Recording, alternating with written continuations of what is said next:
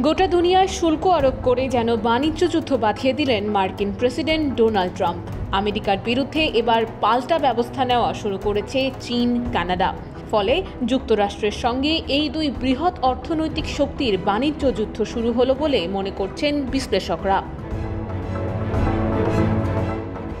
বিবিসির এক প্রতিবেদনে বলা হয়েছে, আগামী 10 এপ্রিল থেকে মার্কিন পণ্যে অতিরিক্ত শুল্ক আরোপ কার্যকর করছে বেইজিং। সেই সঙ্গে 3টি মার্কিন কোম্পানি থেকে পোল্ট্রি এবং হাড়ের মাংস আমদানিও স্থগিত করা হয়েছে। পাশাপাশি বেইজিং যুক্তরাষ্ট্রে samarium, gadolinium, terbium, dysprosium, lutetium, scandium, yttrium সহ মাঝারি ও ভারী বিরল খনিজ রপ্তানির ওপর নিয়ন্ত্রণ ঘোষণা করেছে।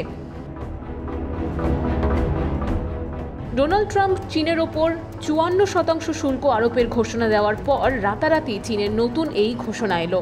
এই 54% শুল্কের মধ্যে পূর্ববর্তী শুল্কও অন্তর্ভুক্ত রয়েছে। এদিকে চীনের বাণিজ্য মন্ত্রণালয় এক বিবৃতিতে বলছে, আইন অনুসারে প্রাসঙ্গিক পণ্যের ওপর চীন সরকারের রপ্তানি নিয়ন্ত্রণ বাস্তবায়নের উদ্দেশ্য হল জাতীয় নিরাপত্তা এবং স্বার্থকে আরও ভালোভাবে রক্ষা করা এবং পরমাণু বিস্তার রোধের মতো আন্তর্জাতিক বাধ্যবাধকতা পূরণ করা।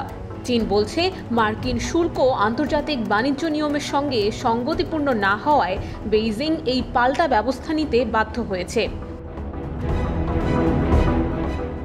অন্যদিকে সব ধরনের মার্কিন যানবাহনের ওপর 25% রপ্তানি শুল্ক আরোপ করলেন কানাডার প্রধানমন্ত্রী মার্ক কার্নি। সামাজিক যোগাযোগ মাধ্যম এক্সে পোস্ট করা এক বার্তায় এই তথ্য নিশ্চিত করে কার্নি বলেন, প্রেসিডেন্ট ডোনাল্ড ট্রাম্প আমাদের অটোমোবাইল খাতে 25% রপ্তানি শুল্ক জারি করেছেন। এর প্রতিক্রিয়া হিসেবে এই পদক্ষেপ নিয়েছে কানাডা সরকার। IBTV USA, new York.